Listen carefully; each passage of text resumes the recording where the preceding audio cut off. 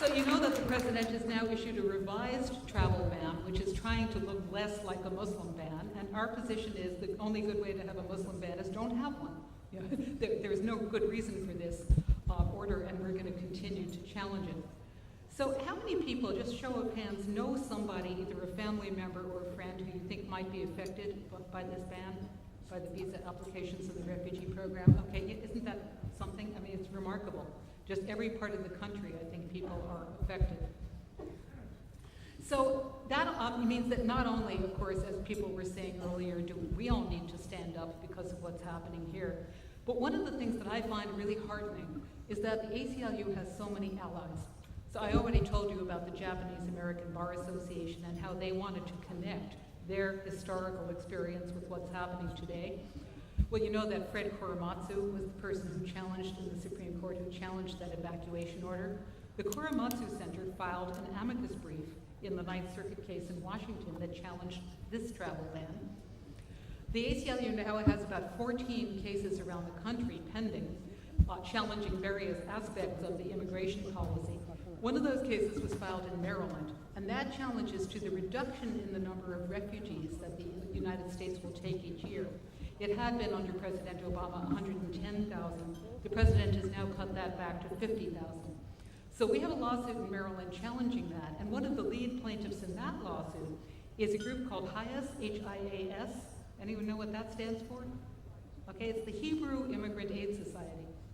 This is a group that was founded in 1881 to help Jewish refugees from the pogroms. And it's a group that was very active during the 1930s, trying to get President Roosevelt to raise the number of refugees who we would permit into the country, Jews who were fleeing from Hitler's Europe. So the CEO said that he could not sit idly by. Their organization has never participated in a lawsuit before.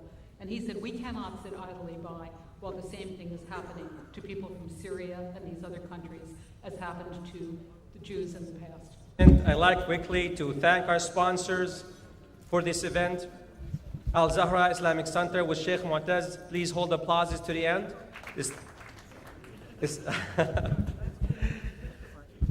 Islamic Council of Hudson County, Islamic Society of Essex County, Minhaj al-Quran of Hackensack, Alpha Diagnostic of Paramus, Egyptian American Group, Ihab Human Services, Islamic Burial Services, Peace Island Institute, Dr. Ala Al-Rifai, Mr. Ibrahim Hussam, Mr. Hassan Abu Bakr, Mr. Hisham Usman, International Trading Pharmaceutical Lab, Mr. Majdi Abdullah, Dr. Maher Badri, Dr. Midhat Raouf, Medical Group of North Jersey, Mr. Mu'taz Abdullah, Modern Realty Group, Dr. Tharwat, and American Arab Civil Group. Thank you so much for your support.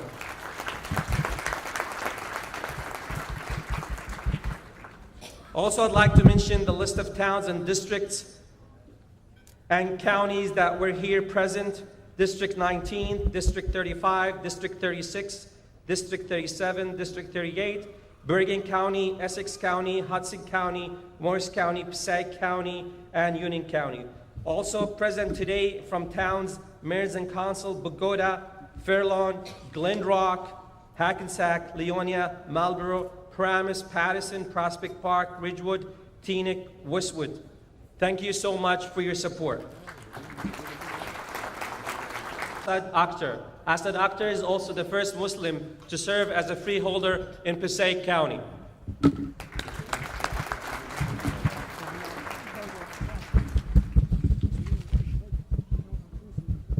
Thank you so much, Nick. Congressman Pasquale apologized and wanted me to tell everybody that he's sorry that he couldn't be here this afternoon, as he's been here before so many times in the past. They had a long week in Washington. He was up till, he was a little under the weather today, but he was in a long week in Washington. They were up till about 4 a.m. on Wednesday, working hard on the Ways and Means Committee in which he sits. They were up till 4 a.m. trying to block this Trump Care, Ryan Care bill to dismantle trying to dismantle the only health care law that's ever tried to serve the average American. And I think it's important as Muslims who are in the crowd and as a community that we not only stand together when we talk about civil liberties, but we also stand together when it comes to this issue of healthcare, because we know so many people, all of us know so many people, who are just living barely on the edge of sustenance, who need health care, who have children, and who have families. And we know people on Medicaid. We might not want to talk about it all the time, but we know these people. We might be some of these people. And so we need to stand together as they try to dismantle Obamacare. Again, the only law in the history of in this nation that tried to address the inequity in health care for the average American. And on the issue of civil liberties, the congressman wanted me to ask you to look at the Daily News today, where he has an op-ed, was against the new travel ban, which is, again, simply a Muslim ban, no matter how you color it or how you make it out to be. And also addressing this order against sanctuary cities here in New Jersey, which is only meant to strike up fear and make us look at each person and wonder, how can law enforcement do its job when it has to wonder and look at each person and wonder whether they're a citizen or not a citizen, whether they're here legally or not legally? It only stirs up fear, it only stirs up distrust, and it's not good for national security, and it goes against the very fabric of our nation. I also want to thank the AMU, and specifically my brother Muhammad Yunus and his wife Mervet Yunus, who've given me so much support over the years. As Nick mentioned, I was sworn in December as the first Muslim freeholder in Passaic County history. And it was a great honor for me. Thank you. It was a great honor for me, and I thank Muhammad and his wife and the people in the AMU who have guided me over the years and given me great help, and it led me to this point. But I want to just relay a story that happened to me after I got sworn in. 2 days after I got sworn in, there was a letter to the editor in the Bergen Record. And the letter stated, it congratulated me on being sworn in, but it took offense to the article written about me that day. Took offense to the idea that they were describing what they called an ethnic enclave in South Paterson. And many of you know that South Paterson, the city of Paterson, New Jersey, has one of the largest Arab and Muslim populations in the entire country, and we're very proud of it. But what this person wrote was that while she congratulated me on sworn in, she said there are parts of Paterson that don't look like America. And I take this as personally offensive as somebody who lives in South Paterson. But I also wonder if that person took a look at this room and saw Muslims, Christians, Jews, who saw white, black, brown, and others, who saw law enforcement, civilians sitting together. I wonder if that person would think that this looks like America. Well, it's not a theoretical question, my friends, it's fact. This is America, and I believe it's the best of America. Thank you very much.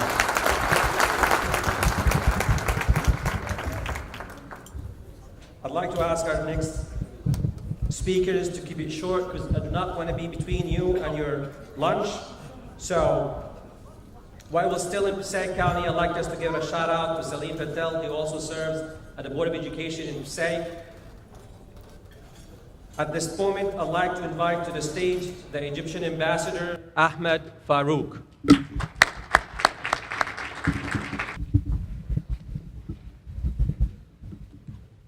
Assalamu alaikum. Respected ladies and gentlemen, on behalf of the Consulate General of Egypt in New York, allow me to express my gratitude for inviting us here today and giving us the chance to be among this distinguished gathering. Actually, this is the fourth year in a row that I participate in this event, the American Muslim Union, and I keen every year to be part of this event.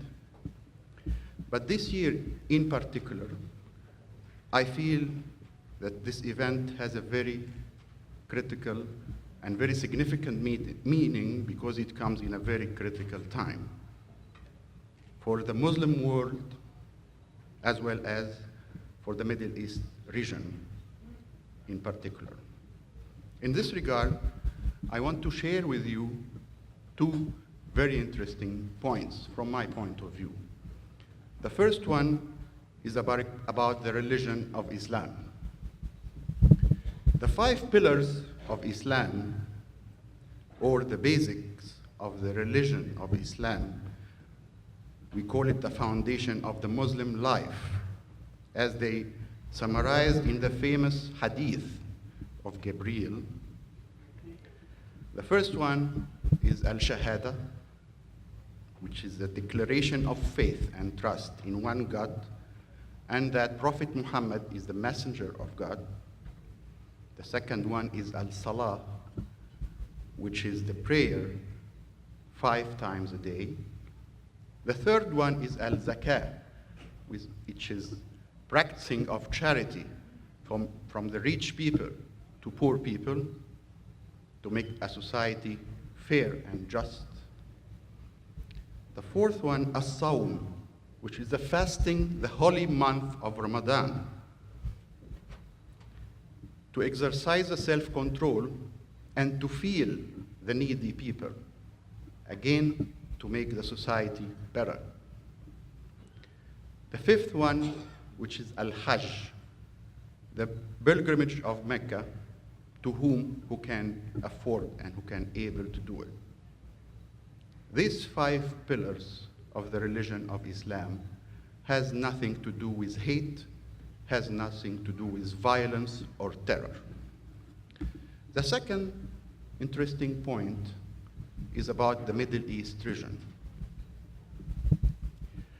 The Middle East, if we look to the 3 divine religions, Judaism, Christianity, and Islam, they were all of them, the 3 of them, were born and started in and from the Middle East.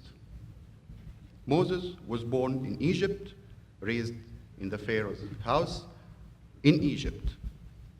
Jesus was born in Jerusalem, fled to Egypt and raised in Egypt and back to Jerusalem. Muhammad was born in Mecca and Islam flourished from Egypt. And if we go through the Torah, the Bible, and the Quran, we reach to the conclusion that the 3 religions are calling for the same values exactly: peace, tolerance, acceptance, and respect for each other. Shia, Sunni, Christians, Jewish, Orthodox, or Catholics, all their teachings are aiming for the same target: to make a human being simply a good person and the society a better place to live. History proved that diverse groups are more innovative than homogeneous groups. And being around people who are different makes you more creative and diligent. Finally, me, as a humble Egyptian Muslim person, I want to convey the following messages. We are for each other, not against each other. We are not in competition with each other, but we are willing to complete each other. We see our differences as a source of strength and inspiration, not as a source of tension and division. We want to get back our religion from the hands of extremists and extremists who are distorting Islam and using it to achieve personal interests and hidden agendas. Finally, thank you, and may God bless you.